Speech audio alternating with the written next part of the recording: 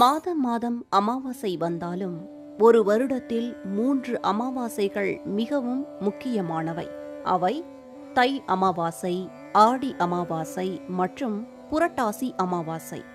இந்த 3 அமாவாசை தினங்களிலும் மறக்காமல் பித்ரு வழிபாடு செய்ய வேண்டும்.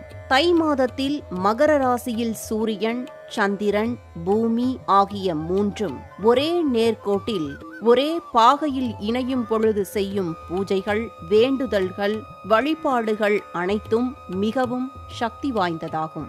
இந்நாளில் குலதெய்வ கோவிலுக்கு சென்று பொங்கல் வைத்து வழிபட்டாலோ அல்லது அவரவர் வழக்கப்படி குலதெய்வத்தை வணங்கி வந்தாலோ நீண்ட நாள் தடைப்பட்ட சுபகாரியங்கள் இனிதே நடைபெறும் என்பது நம்பிக்கை. எப்பேற்பட்ட பித்ருதோஷமானாலும் முன்னோர்களை வழிபடுவதால் சகலவிதமான தோஷங்களும் நீங்கும்